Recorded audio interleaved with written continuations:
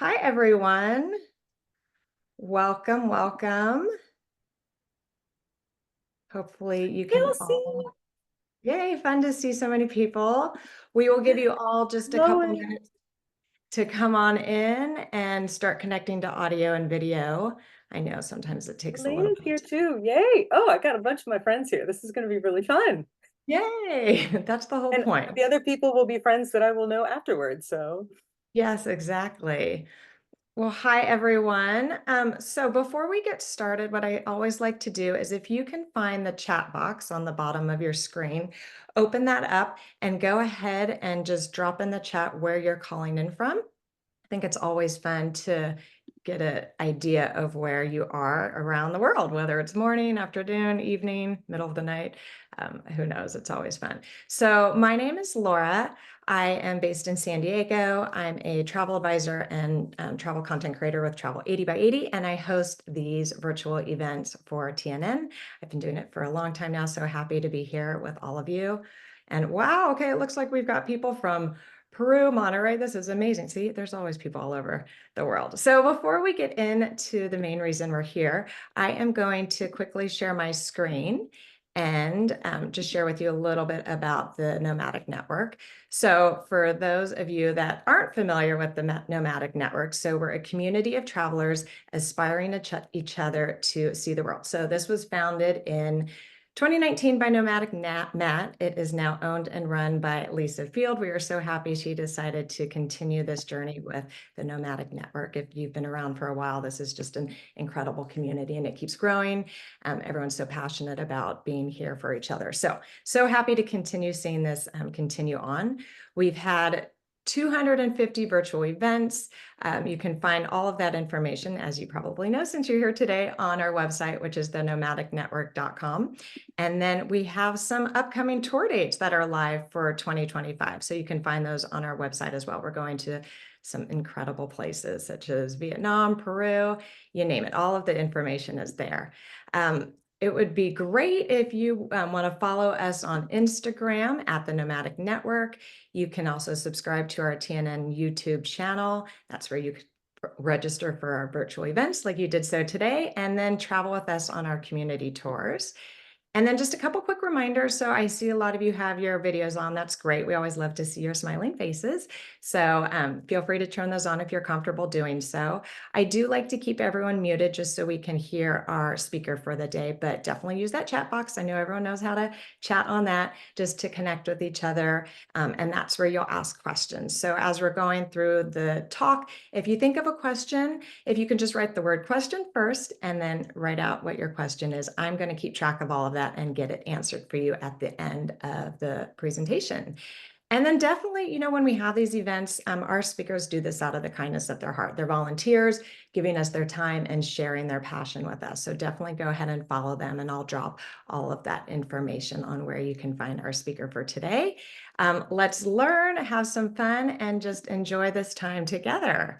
And then now I get to lovingly kick it off to our speaker for today. So Timathea is an award-winning writer, photographer, international speaker, and writing coach who helps people live deeper lives, achieving their writing dreams and stepping out of their comfort zones to basically help discover what they are capable of. She leads writing retreats, group tours. She even brings solar lanterns to people without access to electricity, which is amazing. Explores North America in her camper van, writes all about her travel adventures. And today to date has explored 58 countries, 6 continents, and all but one of the US states. Wow, that is a long, impressive list. So we are so excited to welcome you. I will let you take it on over from here. well, thank you so much, Laura. That's great. And I love being able to be here. I love the Nomadic Network. It's such a great travel community, and I feel very honored to be part of it. And I was thinking about what it was that I could share with all of you, because I know that you are travelers. I know that you love to travel, but travel differently. And so one of the things that I've been doing is teaching a course on how to get the most out of your life and out of your travel. So I'm taking about a 1 day, full day course and putting it into a very short little time. So I'm picking little things that might be helpful for you when you're doing your travel. I'm going to kind of throw them all out at you, pick and choose what makes sense to you. If something doesn't make sense, then just don't pay attention to it. And then at the end, we'll have some time to talk. And if you've got questions about something I said, because I didn't go into it in as much depth as you'd like, please feel free to talk to me about it some more. So, and I just want to thank all the people that I know that are here, and anybody that I haven't met yet. I look forward to meeting you too, because this is a great community and I just love being part of it. I am going to share my screen and show you a little bit about what I have put together here for you. So what I've discovered in all the travel that I've done, particularly in the last 3 years, where I've been pretty much gone more than I've been at home, leading trips, leading writing workshops, traveling solo, going in big groups, small groups, by myself, with a friend, all different iterations of it, is that it's not really how far away you go or how much you can see that matters.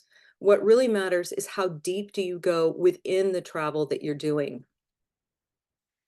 And as you know, travel is more than moving from place to place. It can be very transformational, and it can be a catalyst for our own evolution as individuals. So I think that an important thing to realize here, and let me see if I can get this on here. Oh, this is interesting. We didn't try doing it through here. I'm going to play. Let's see if this does it. Yes. All right. So traveling deep is an art, and there's certain skills that you can learn that will help you get more out of each experience that you have. Because when you say yes to travel, you're saying yes to yourself.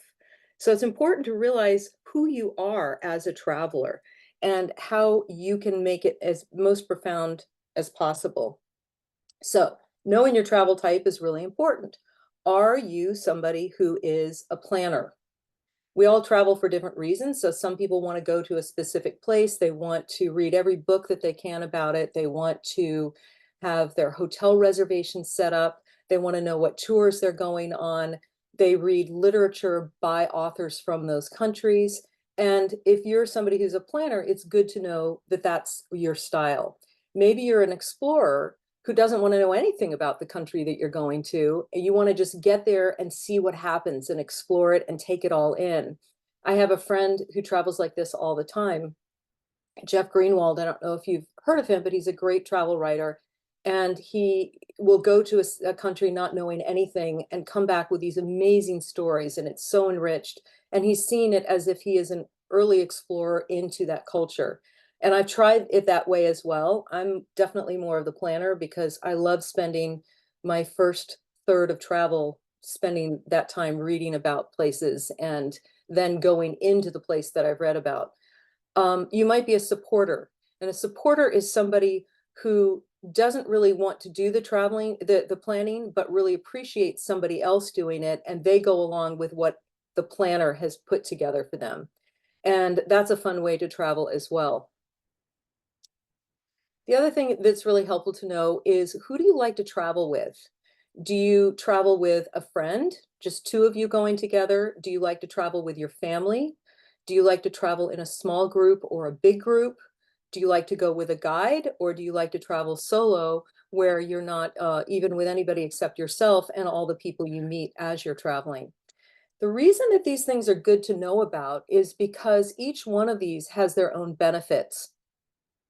If you are traveling with a group of people that you know, then you're having the opportunity to experience something with them and create those memories, get to know them better. And it's a really great bonding experience.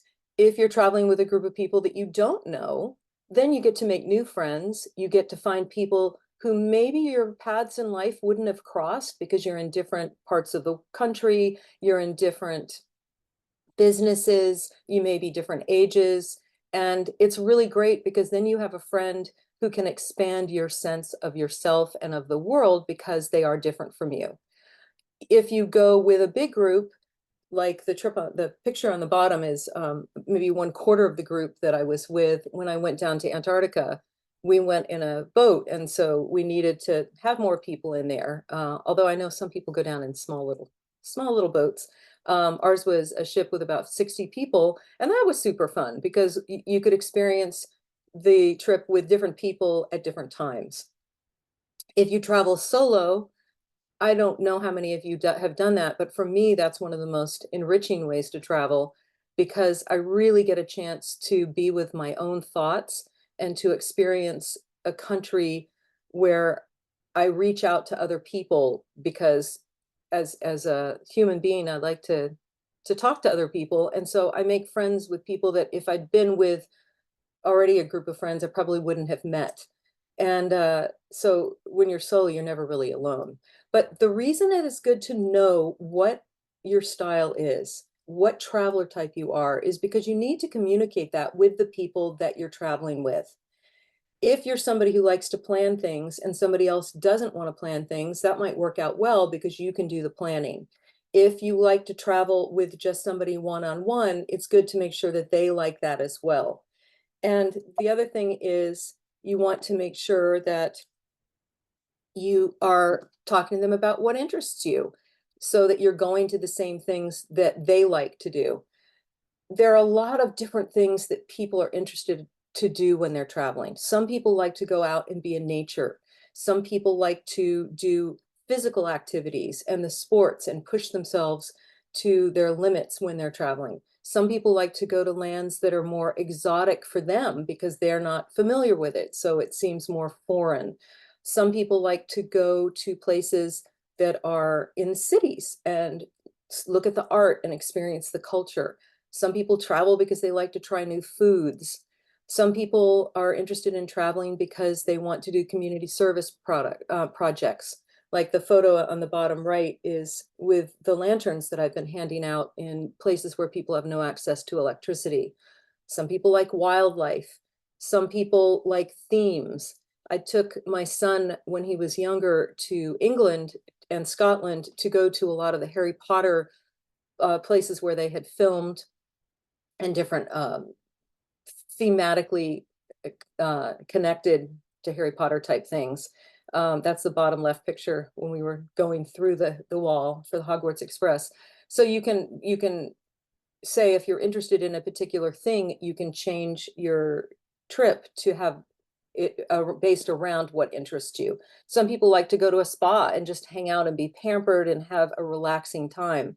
So it's really important to know who you are and what your interests are and choose that because this is your life, this is your travel experience, and you should choose what fits you the best. This is a great quote from Sue Monk Kidd's The Secret Life of Bees, where one of the characters is saying, the whole problem with people is they know what matters, but they don't choose it. The hardest thing on earth is choosing what matters. And I encourage all of you, when you are choosing what to do with your travel and where to go and what to experience, to choose what matters to you. Don't think that you have to see everything or certain things just because everybody says that's what you need to see when you're there. If it's not what interests you, but something else interests you, follow your interests because it's going to make the trip so much deeper for yourself. Choose that path based on your interests and go where they lead you and let curiosity be your guide. And it's going to expand your trip so much more. I had one experience where I saw this beautiful postcard of the Plitvice National Park in Croatia with the waterfalls coming down, and it was gorgeous. I didn't know where it was and I Googled it and ended up going there just based on me being curious about wanting to be there in real life. And it was one of the most amazing experiences I've had. I didn't go see a lot of the cultural things that were in Croatia because I wanted to spend my time at this national park. And I think that I don't feel like I missed out on anything. I feel like I got to go deep into the area that I was interested in. So once you have this figured out, once you've communicated to the people that you're going to travel with what your travel style is, what's really important is to recognize that your trip is going to be much better if you pack only what you can carry. And I don't necessarily mean packing light in a travel carry-on suitcase, because some people like to have more things with them. But pack light for yourself, so you're not bringing too many things with you physically, but also you want to be mindful of what you're bringing with you from a mental standpoint and what is going to affect your experience. One of the reasons for packing light physically is that you want to avoid decision fatigue. Most people make about 35,000 choices a day, and then they get to a point where they just can't make any more choices. And these are choices about, should you brush your teeth right now? What are you going to eat for lunch? What are you going to wear? And when you're traveling, you are bombarded with so many different choices that you can make, that it's really great if you can limit the choices that are those simple ones, so that you have enough reserves by the end of the day to still be aware and not be tired, and not get to the point where you can't make the choices that matter, that have to do with your safety or have to do with the different things you're experiencing later on in the day. Always save space for new treasures, and also know what to leave behind. And by that, I don't just mean that extra pair of pants. I mean, learn how to leave your fears and your assumptions and your inner critic behind, because those can be distracting when you're traveling. You want to be able to go and have a stillness with you, so you're not being distracted by the bill you're supposed to pay at home or a conversation that you need to have with someone. You want to be able to have the freedom to be open to experience all of what you're experiencing in that new place. So one of the things that really helps, I find this helps me tremendously, and I do it on every trip that I go on, is when I'm on the airplane or the train and I'm on my way from my home to the new place I'm going to go. It's a transition of travel. And I use some of that time to journal some of these questions that I have here.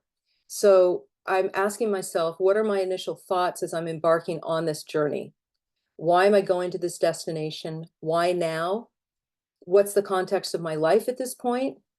And what can I set aside for the moment until I return home? That's a really important one, because I don't want to be bringing all of my thoughts and ideas and anxieties from home with me on the trip, or they're going to weigh me down and they're going to take up those decisions that I need to make. And they're going to not help me be in the stillness of the place that I'm going to be in. And then I ask myself, what do I hope to get from this trip? And this journaling activity, even though you might think, well, I could just think about it, I don't need to write about it, connects with a part of my brain that allows me to really set it aside, really put it in a little box and say, okay, I know why I'm going, and I can deal with these things later when I come home. And now I'm open and free to enjoy the experience and get even more out of it. And I've had friends who have done this with me as well when they've gone on trips, and they have said it also really helped them as well get to the point where they can just get more out of the trip when they're there. Because here's the thing, what you're focusing on is what you're experiencing. If you're able to be really present with the places that you are, you're going to be able to get so much more out of it. And that's what you're going to experience. Whereas if you're bringing things from home with you, because you didn't pack light, you're going to be thinking about that and you're not going to be able to be really fully present. So here's one way to think, to tweak your thoughts when you're traveling to get more out of your experience. And that's understanding the difference between goals and intentions. Both of these things are conscious direction of thoughts and energy to a desired outcome. So when people travel, they have goals. That's the what and the when. Like, I'm going to go trek and see the mountain gorillas. I'm going to explore a medieval village. Those things can be derailed. And it's really great to have those as points on your itinerary. Sign up to go see the mountain gorillas. Sign up to go explore a medieval village. But those plans can change. The weather could change something. You might miss a flight. Something might happen and you might not be able to do this. Just recently, I was in Ireland teaching a writing workshop, and one of the days that I had free, I had a rental car and I was going to drive to a town that was a medieval village and visit that for the day. I was very excited, had done all my research about it, and that was my goal, was to get there. Fortunately, I had an intention, which is the way of being and the how, that helped me get through what happened, because on the drive there, the car I was driving died. And it was on a Sunday, and nothing is happening on a Sunday in the middle of the farmland in Ireland in a big rainstorm. And so for 2.5 hours, I was sitting in my car waiting for a tow truck to be able to come from another village to pick me up, take me to one village where I could then catch a taxi to get to an airport to pick up another car. And my entire day was seemingly destroyed from a goal standpoint. I never got to that medieval village, but the goals were not what I was focusing on. What I was focusing on was my intention. And the intention is the how of your day. So if my intention for the day was I'm going to expand my comfort zone, or I'm going to look for acts of kindness, because I'm focused on that, that is what I'm going to experience. And I ended up having an absolutely fabulous day, because in the middle of the rainstorm, this group of sheep came wandering by down the river, down the road. So I got to watch them walking down the road in the typical Irish way. A huge rainbow came out, and then it turned into a double rainbow, and then a triple rainbow behind the car. And because I was just sitting there and looking in the rearview mirror, I actually was able to see it and enjoy this just incredible, gorgeous color in the sky. And then, because my intention was to look for acts of kindness, which is what I do every day when I'm traveling, and I try and do it when I'm at home, but it's much easier when I'm traveling, is I saw acts of kindness, because what you focus on is what you see. So the guy that came with the tow truck to pick us up was just wonderful. So nice, so kind. We learned about his family, had great stories to tell us. And then we had a cup of tea afterwards. And it was such a fun experience with somebody who lived in the country and learning about what his life is like there, that I would have missed if I'd been in the medieval village. The taxi driver who took us to the airport was kind. Everybody was super kind along the way. And then, because of our timing, when we got up through this mountainous pass to get to our next destination, we saw this gorgeous, absolutely gorgeous sunset, which is what the photo is right there.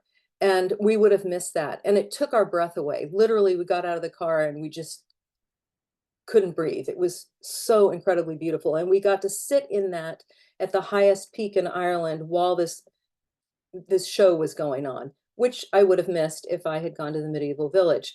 So I think it's a really important little skill to have when you're traveling, is to set goals for yourself, but don't pay attention to them once you've set them. Pay attention to your intentions. What is it that you're hoping to get out of the day? How are you going to be? Because that can't be derailed. You will always see what you focus on. I love this book. I read it as a kid. I don't know how many of you read it. The Mixed Up Files of Mrs. Basil E. Frankweiler.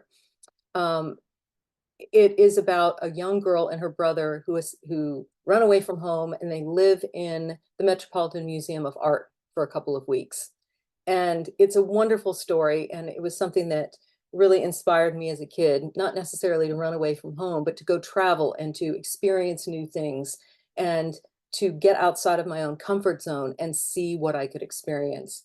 And this quote, "The greatest adventure lies not in running away, but in looking inside. And the greatest discovery is not in finding out who made a statue, but in finding out what makes you." And travel does that, especially if we're focused on discovering how we feel when we're in a certain place. And that is one of the points that I always think about when I'm traveling, is that I want to step outside of my comfort zone. Because when I do that, my comfort zone expands and I discover more of who I am. And I was looking through my photos, trying to find one that showed something about me stepping out of my comfort zone. And I looked at all these places I've been around the world, and none of them felt uncomfortable to me. But when I went there the first time, I was putting myself out of my comfort zone a little bit. This is in the Kingdom of Bhutan, the land of the Dragon King, and it's a small nation of about 3/4 of a million people in the Himalayan mountains. And I had never traveled to a place like this before. So at the time, I was a little nervous because I just didn't know what to expect. But I knew that this was a great place for me to go and step out of that comfort zone into the discomfort. And now when I look at my pictures of Bhutan, I think, oh, I just want to go back. It was fabulous. It was an incredible adventure. And I learned so much more about humanity and about kindness, because this is a country that measures their gross national product, not with financial numbers, but with how happy and content their people are. And it's highly unusual and a beautiful model. I think that if we all paid attention to each other that way and cared about our nation because we wanted to make sure everybody was happy, things would be really different. So I really recommend when you're thinking about your travel, follow your interests, follow your curiosity, but ask yourself, where can you step out a little bit to be a little bit more uncomfortable? Maybe it's trying a new food that you've never tried before. Maybe it's trying a new drink. Maybe it's going to some event that you've never seen before. When I was in Thailand, a couple of the women said they wanted to go get tattoos, and I had been wanting to get one when I was there too. So we went to this place, and it was in a kickboxing arena.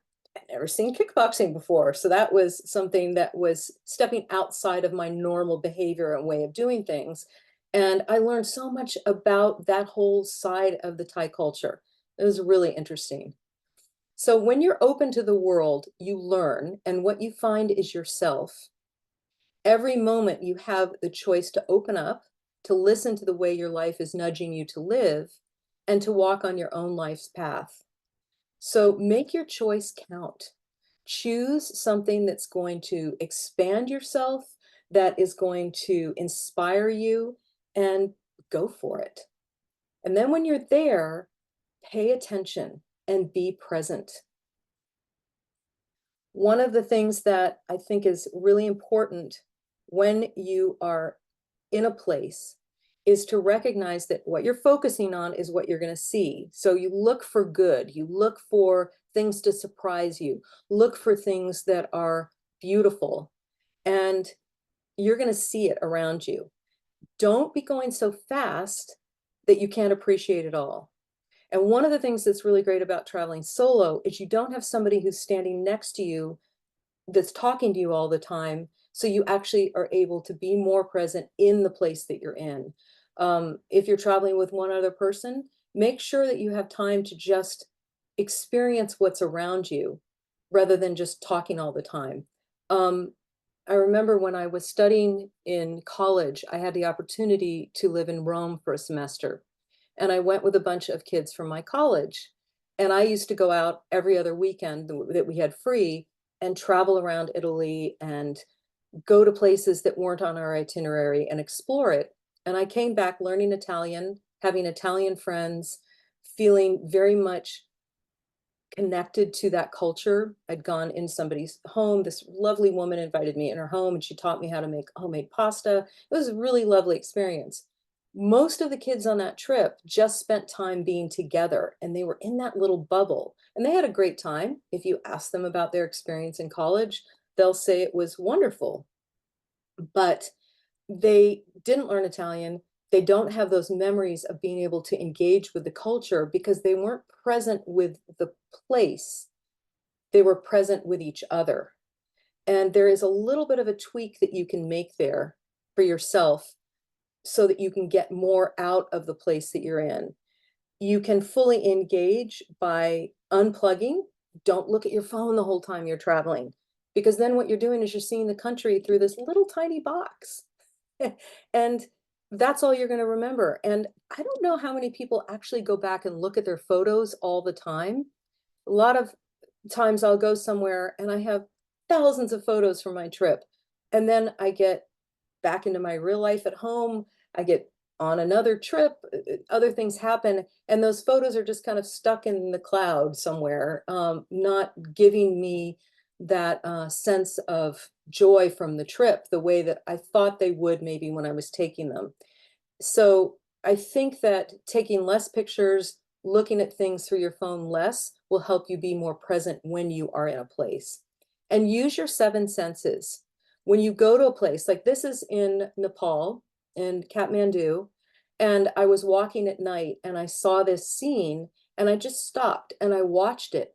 And it was so cool to be able to see people's daily life, how they how they cook. It's just open markets, open little rooms everywhere, how they deal with each other. Little kids were running by, people on motorcycles were driving by. So I just stood there and I listened, and then I looked. Taste is another great one. I bought a little momo from a vendor, a little dumpling, and was eating that while I was just watching everything around me. Touching things, touching the fabrics, getting that sense of texture, smelling what it smells like, just feeling how you feel. What's the temperature? How do you feel? And being aware of that helps you get into that moment more. And then there's a great word that I really like, proprioception, which is your awareness of your body position and movement. Be aware of yourself when you're there, and you'll be so present and so grounded that you will be able to be calmer, stay grounded, be less stressed, be more focused, and be safer because you're really aware of everything that's going on around you. One thing that I'm going to share with you, and I could talk about this for a lot of time, but you might want to just take a screenshot of this. This is a journaling activity that I think is fantastic. And there's all sorts of studies that have been done about how this actually increases your happiness set point if you were to do this every single day. If you did it 10 minutes each day for a week, they have shown that you have 6 months of increased joy in your life. It lasts, especially when you're traveling. So what you do is you find three good things that happened during the day. You write what happened, be really specific. Then you explain how each made you feel, name the emotions, and then you write why it happened. What actions, people, or circumstances helped make this good thing possible? And then why does it matter? It's a really interesting exercise to do, and I encourage everybody to try it. You don't have to write big, long pages, just focusing on those particular things and do it a little bit every single day. You will notice that because you're focused on good, you will start seeing more good around you. You'll feel that good and you'll have the benefit from it. And if you do it when you're traveling, you've got this great record of all these really cool things that happened while you were on the trip. Another thing that is really important is to keep your balance. You want to be mindful of your resources. So I'm not just talking about making sure you have enough water when you're in the desert. This is Wadi Rum in Jordan, which is just an incredible, beautiful desert, which they use in a lot of movies to look like Mars. And it's a pretty special place. So you don't want to just be mindful. Do you have enough water? Do you have enough money with you? Do you have all the things around you that you need? Is your phone charged? What you really want to do is you want to make sure that you're you're not running out of your mental clarity, that you're not getting tired. If you have a whole bunch of things planned for the day and you get to the point where you're depleted, your resources are depleted, then don't do the rest of the things you were supposed to do if you can. Take some time to relax, take some time to have a break, take some time, change your schedule if you need to do something, to make sure that you aren't getting decision fatigue, because things that happen when people are traveling that are the not good things are usually when people aren't paying attention because they're too tired at that point. And you want to make sure that you are keeping your resources there. So a couple things, writing in a journal is a great way to kind of replenish your energy. It gives you a chance to take all the things that were in your head, throw them in a book, and then you have more space for more new things to come in. Simplify your choices so you don't have to make as many during the day. And if things get to be too much, just step away. I was recently in Bruges. I was going to visit it for one day. Was spending 5 days there, but I was going to go and travel all around Belgium. And I even had train tickets to go to some of the other little towns. But I was tired. I'd been traveling for over a month, and Bruges was so beautiful and so inspiring that I just changed all my plans. Even though I had train tickets to go to these other places and I had booked some small group tours to learn about some of these other places, I just said, I'm going to stay in Bruges for 5 days. It was the best decision I could have made because I replenished my resources. It was inspiring. It was a beautiful place to be. And I wasn't stuck to having to follow the itinerary because it was there. All right, I'm checking the time. I want to make sure I can get through all these.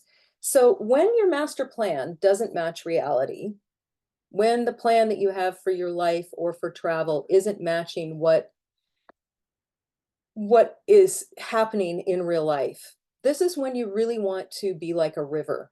So this water is going down and the water's coming through these rocks, and it might have to bend to the right, it might have to bend to the left, maybe it moves a rock so it can continue to go in the direction it wanted to do. But this is a great skill for all of us to have when we're traveling, especially when we're navigating things that are unexpected.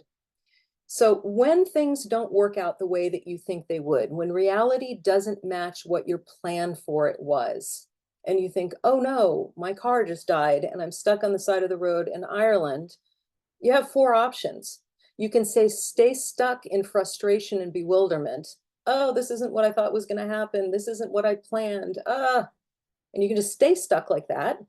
Or you can modify the plan to fit reality and say, okay, well, the car's not working. We've got to modify the plan. We're not going to the medieval village. We're just going to try and get a new car and see what happens. Or you can make changes to get back on the plan. So you can figure out if it's possible for you to get back and follow along with what you want to do. Or you can just give up and go and eat some ice cream.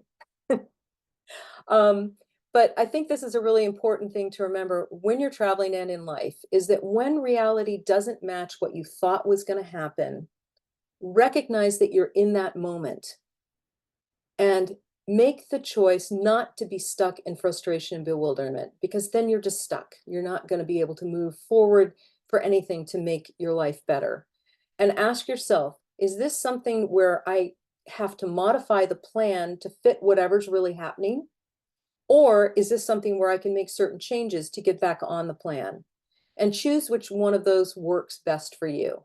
And your travel will be much better if you can do that. It's kind of a way to be more flexible with life and to get more out of your experience because you're just getting out of that sense of being stuck.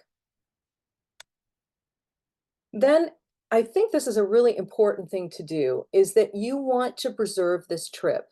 You don't want to come home and be bombarded by everything that's going on in your life, your family, your work, your responsibilities, and have the trip suddenly start disappearing out of your thoughts. It would be really great if you could go back to the emotional feelings you had when you were at a place and get back into that space immediately. And I found a couple of things that work really well to do that. So looking at photos from where you were, that is one good thing. Looking at them larger than on a little screen is really helpful. Um, and then the other thing that is really great is what I'm calling the river song. And and this, by the way, is Plitvice National Park in Croatia, where I went and had an amazing thing happen when I went there. This is when the master plan didn't fit the reality. I got there and there had been so much flooding that the national park was closed. But I didn't know it until I flew all the way over there, took trains, had a driver take me 2.5 hours and get there, and then it was closed. And I was disappointed because I really wanted to see it because it has all these really cool walkways that go through the different rivers and through the lakes and by over 700 waterfalls. So what I did was I thought, well, I can just say, okay, I gotta change the plan and do something else, or maybe there's a way I can modify it, and and be able to get back on the plan. So I had my driver ask the guard, the National Park guard, if it would be possible for me to go into the park because I had boots that went up to my knees. And even though it was flooded and these pathways you can see had about 2 to 3 feet of water covering them, I had boots, so I wasn't going to get wet, and I didn't care whether I got wet anyway. um, but I had them ask because it never hurts to ask. And the guy looked at me, he looked at the guard, and he said, "Sure." So I actually got to go into the national park for about 4.5 hours and walk on these trails without any other tourists in there, walking almost in the water because it was coming up to my calves and sometimes up almost to my knees. Um, in this absolutely gorgeous wilderness. And what I did when I was on this trip was I listened to music in one ear and then listened to the water in the other ear through an earpod. Um, and I listened to the same song in rotation over and over and over again. And this is a trick that I've learned. I did it when I was in Antarctica, staring out at all the icebergs, watching the albatross behind them. I listened to one song over and over and over again.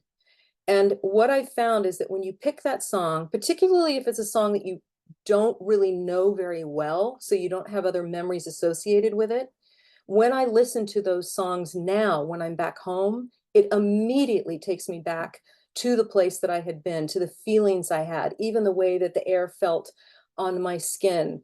I remember the way that the light shined through the icebergs or the way that the waterfall sounded here. Memory through song and music is a really powerful thing. And I don't think we should discount that when we're traveling. So pick a song that you like when you go someplace next, try it out for yourself, and see when you get home, if you listen to it again, does it bring you back to those same feelings? So river songs are a great way to do that. Another really great way to do it is through journaling. And this is the transition activity that you can do at the end of your trip, which kind of bookends the way that the one in the beginning worked. And it really helps you cement those feelings for yourself before you get back home. Is there a feeling you experienced when you're on this trip that you'd like to feel more of when you're at home? Recognize what that is, write it down, and then remind yourself when you get home. Maybe there was a point of view that somebody had that kind of expanded your thought about things.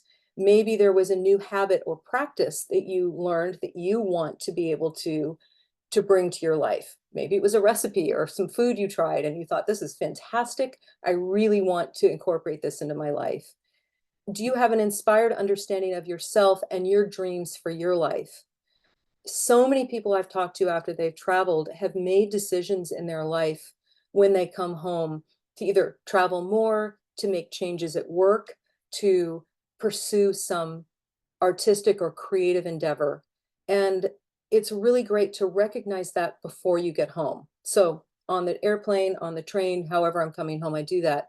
And if you're traveling with somebody else, these are really fun to talk to about after you've written with the other people. Maybe they have memories that they want to share with you from the trip. And it's great conversation to be able to have with each other.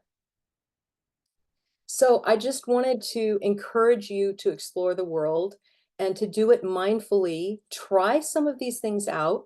Be more aware of how you're approaching your travels.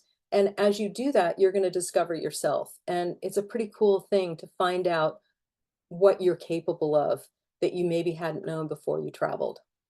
So I apologize for going really, really quickly, throwing all this stuff out there. But I wanted to make sure that I save time for some questions if you have them, and would be happy to do that. Also, I wanted to let you know that if you would like to have a list of journal writing prompts that you can use when you're traveling, put your email in the chat and I'll get that and I can send that to you. Because a lot of times when people are traveling and they want to write in a journal, all they know how to do is just say, this is what we did today. And that's a great thing to have, but it's also really lovely to have other questions to ask yourself when you're traveling and to write those. So let me know if you would like that. I teach journal writing workshops. I teach writing workshops. I work as a writing consultant, and I'm happy to work with any of you. So if some of you have traveled and you have a story you want to turn into a memoir, I'm happy to work with you on that as well, because that's a fun thing that I do. So thanks for inviting me here. And does anybody have any questions? Thank you so much. First of all, I just wanted to say your outlook on life and your positivity with this travel world is so refreshing. I don't know if everyone felt the same way as me, but there were so many just different tidbits you showed in a different light on how to travel. It was beautiful. So, really excited for me now to go take another trip and use some of the tools that you put forth for us to just kind of look through the travel lens in a different way. So, amazing. Thank you for that. Um, and we'll get through some of the questions. If anyone has any other questions, definitely drop them into the chat box. That would be great. I included your website and your Instagram handle, so please Oh, follow. thanks. Yeah, so you can go ahead follow along there. And then, okay, so I'm going to start with an easy question first. So the first question is, what is the one state that you have not traveled to yet? Well, this one's going to actually be fun. I have to go there. It's North Dakota. And it's because a lot of the things I wanted to see were in South Dakota when we drove through, and then we just didn't make it up to North Dakota. But I've heard from other people that often North Dakota is the last state for people to go to. And then if I go to the Capitol building or the information in the state, somehow there will be like the tourist bureau, they will give me a t-shirt that said I saved the best for last. So I have a camper van that I love to travel in when I'm in North America, and I'm definitely going to make a trip there to do that. And I'll post about it and show my t-shirt. Yeah, that's amazing. I did not realize that. Yeah. That's pretty fascinating. So that's a good one to end on. Okay, so I actually had a question. I was curious, what is the most challenging place that you've ever visited, or maybe a challenging experience that you've had while traveling? That's a really good question. Because I like to try and take the challenges and turn them into something that has some good benefit to it, because I learned something from it. It may have been challenging at the time, but it ended up having a lot of blessings from it. When I was in Uganda last summer, I was there handing out these solar lamps to families without access to electricity. I was seeing the mountain gorillas, the chimpanzees, and Uganda is an incredible, incredible place to visit. I recommend it so much, and it's not on most Americans' radar. In fact, if anybody wants to go, I have a great travel connection there that could help you set up your trip. So just DM me, send me an email, and I can give you her information.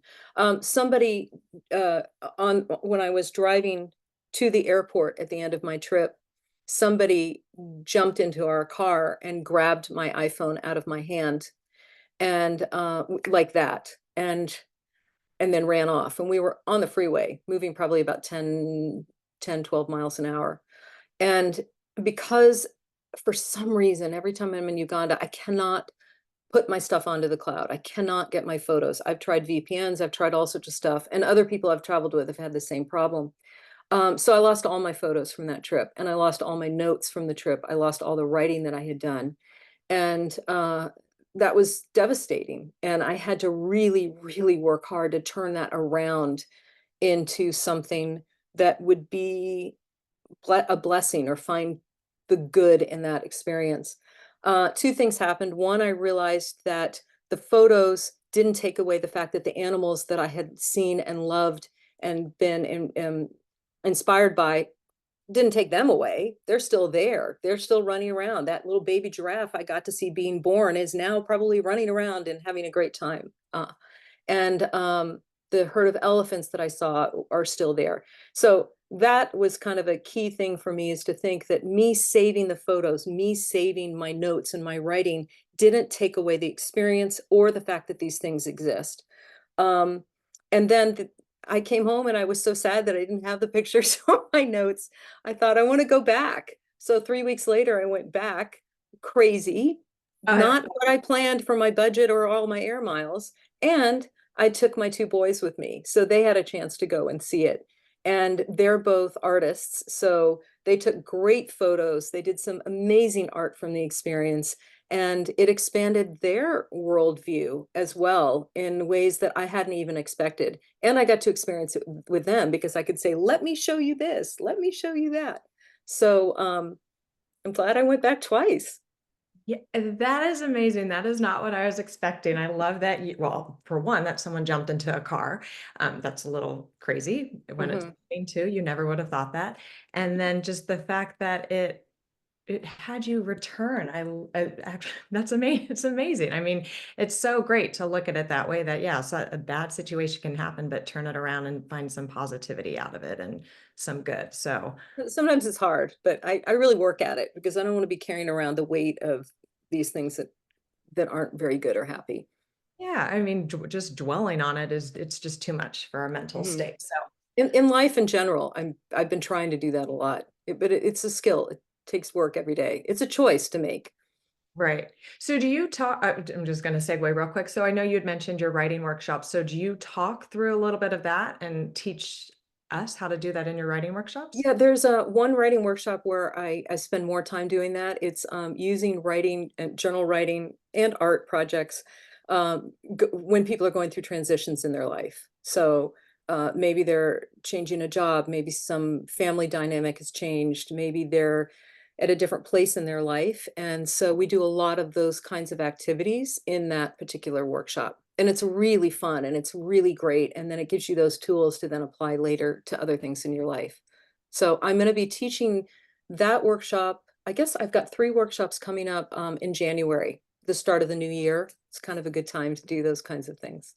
And can we find all that information on your website? Absolutely, thank you for asking. I'm very good about marketing myself here. So, yeah, everything's on the website, and you can sign up there, and you can always just reach out to me, and I can send you the information.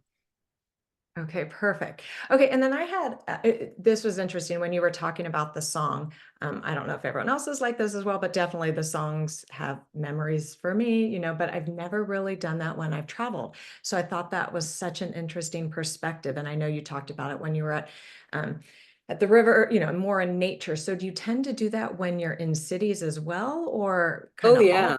all Yeah, different? and I actually did it with an album the whole time that I was by myself in Belgium these last few days. I listened to one album on repeat the entire time I was there. And, now when I'm listening to it at home, it just takes me back to the feelings that I had there. I was very happy when I was there. I came up with an idea for a novel that I wanna write. I came up with an idea for how to teach a writing workshop there. I really wanna go back, but because I gave myself the time to stay there and really focus on how I was feeling and how I was experiencing it, I can get those feelings back again. So even if I'm having a stressful time at home, having to clean the cat litter and take out the garbage and do the laundry, if I listen to that music, it brings me back to that sense of joy that I had when I was there.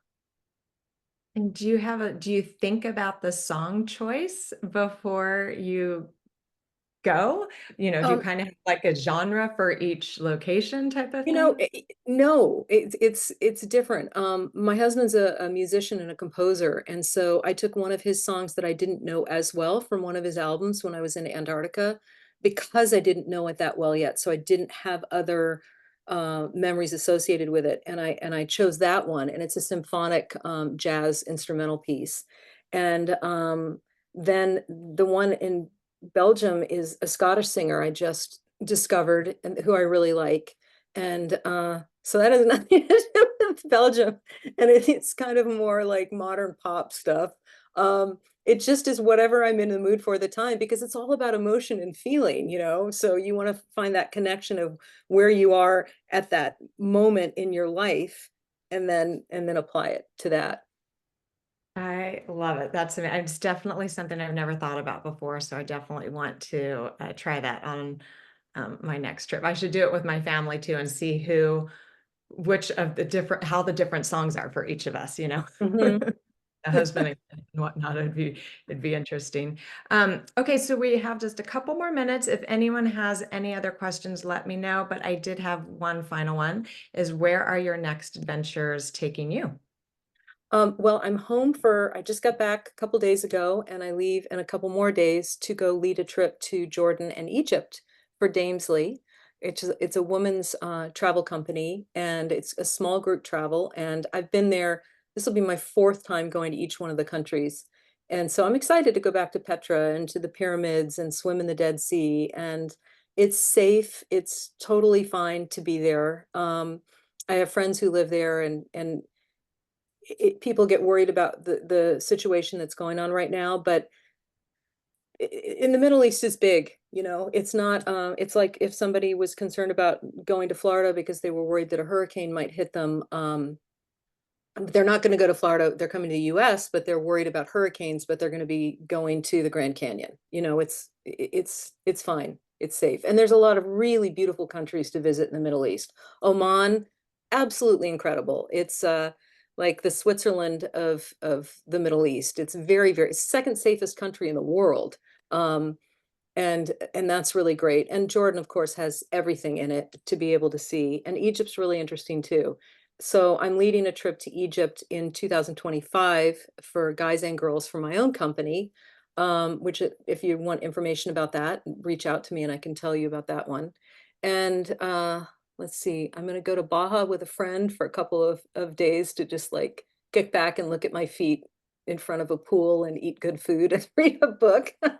So there's all sorts of different travel that I like to do. And it just depends on the place and the time and who I'm with and everything. Right. I love it. Well, definitely everyone, hopefully you can follow Timathea and via Instagram or the website. I dropped all that information to follow along on your journeys. If you want to do a writing workshop, get some more information as well there. I went ahead and just shared our information on the Nomadic Network in case you're not following us on those platforms, but there's some more information. And yes, there was a question about the replays or recordings from this particular presentation or other ones, and we have that as well, so you can always check that out. But let me go ahead and I'm going to share my screen one more time before we go. And again, thank you, Timathea, for, like I said, it was just an incredible presentation. I'm so motivated with just traveling a different way, so I really appreciate that. So a couple things real quick. Let's see, with our upcoming events. So we have, if you haven't been yet to any of our happy hours, these are our virtual happy hours that we have once a month. We have one coming up in November and one in December. This is a little bit different than how we do them today, where it's more informal. Hopefully everyone has their cameras on, everyone's unmuted, and it's just a way to talk with everyone in the community, wherever you are in the world, and just get to know all of us, all of the travelers, part of this community a little bit better. And then I'm in gonna say, I'm gonna interrupt for a second and say I've been to those and they're super fun. So anybody who likes to travel, it's just a really great little break in your day to go and join in on that. Even if you haven't traveled a lot. oh Um, yeah. it's super fun. It is, and it's just such a fun way just to get to know. I mean, on the last one I did there, we were talking about where other people had been. People got different tips. A lot of people had been in different areas that they weren't, that they were similar neighborhoods as others. So you just have a good bond. It's a fun, informal way just to meet people. So yeah, I agree. Definitely try to join one of those. And then we have another presentation in November, which is dispelling misconceptions about sustainable travel. So if you're interested in that, all of Kaylin this. is a great speaker. She's really great. She has made me think about things in so many different ways. So I highly recommend anything she talks about. Perfect. Okay, wonderful. So if you want to sign up for that, just like you did for this, just go ahead to the nomadicnetwork.com /events. And then as I mentioned, we have a lot of community tours coming up in 2025 to some fabulous places: India, Greece, Morocco, Vietnam, Peru.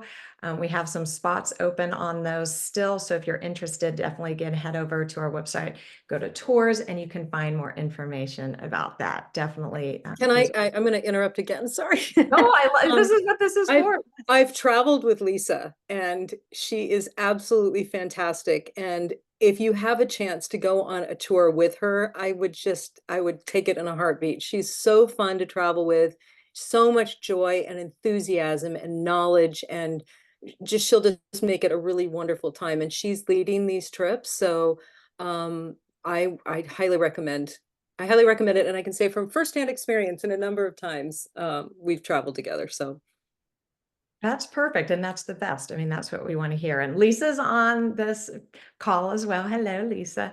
So yes, definitely. If you're interested, definitely go ahead and take a look at those and get more information. And then if you have questions, you can always reach out to us too. But that's it, everyone. Thank you so much for joining us today. and just being here to support TNN, Timathea, and the rest of us. And I really appreciate your time and your questions and just being part of the community. And hopefully, we'll see you soon at the next one. Thank you so much. This was really fun.